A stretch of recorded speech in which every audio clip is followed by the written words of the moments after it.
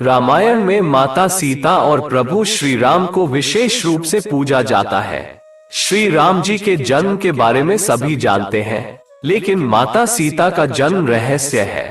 आइए जाने उनके जन्म से जुड़ी कुछ बातें। रामायण को हिंदू धर्म का सबसे पवित्र ग्रंथ माना जाता है। इसके सभी पात्रों का अलग महत्व है। प्रभु श्री राम को हम भगवान के रूप में पूजते हैं और माता सीता को भी उनके साथ हमेशा पूजा जाता है। माता सीता प्रभु श्री राम की अर्धांगिनी थी और महाराज जनक की पुत्री थी। उन्हें लक्ष्मी जी का अवतार भी माना जाता है और ऐसा कहा जाता है कि जब विष्णु जी के अवतार के रूप में भगवान श्री राम ने धरती पर अवतार लिया, तब माता सीता ने लक्ष्मी के अवतार के रूप में जन्म लिया। उनकी महिमा ऐसी है कि आज भी प्रभु श्री राम से पहले देवी सीता का नाम लिया जाता है। यदि हम माता सीता के जन्म की बात करें तो आज भी उनके जन्म को लेकर कई कथाएं प्रचलित हैं। सीता जी का जन्म एक रहस्य ही है। उनके जन्म से जुड़ी बातों का पता लगाने के लिए हमने ज्योतिर्विद पम रमेश भोजराज द्विवेदी जी से बात की। आइए जाने माता सीता के जन्म से जुड़े कुछ रहस्यों के बारे में। धरती से प्रकट हुई माता सीता। पौराणिक कथाओं के अनुसार माता सीता भगवान जनक को जमीन के नीचे मिली थी।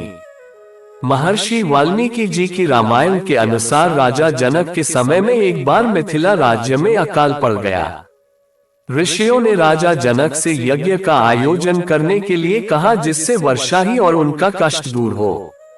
यज्ञ की समाप्ति के अवसर पर राजा जनक अपने हाथों से हल लेकर खेत जोत रहे थे, तभी उनके हल का नुकीला भाग, जिसे सीत कहते हैं, किसी कठोर चीज से टकराया और हल वहीं अटक गया। जब उस स्थान खुदाई हुई तब एक कलश मिला जिसमें एक सुंदर कन्या थी।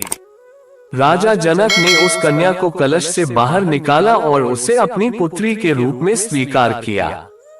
जनक की पत्नी उस समय निसंतान थी, इसलिए बेटी को पाकर वो अत्यंत प्रसन्न हुई। चूंकि हल के उस हिस्से से टकराकर माता सीता मिली थी, जिसे सीत कहा जाता है, इसलिए ही उनका नाम सीता रखा गया। वहीं जनक पुत्री के रूप में उन्हें जानकी कहा गया।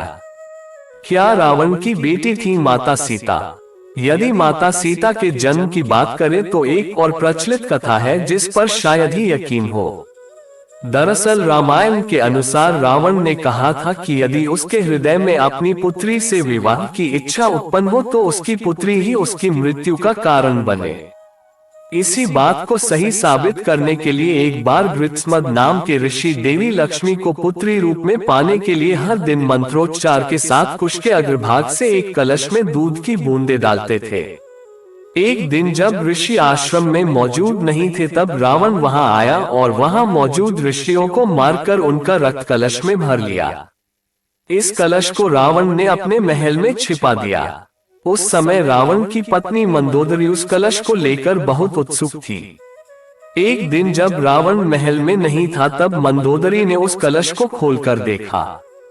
मंदोदरी कलश को उठाकर उसमें रखा हुआ रक्त पी गई, जिससे वह गर्भवती हो गई।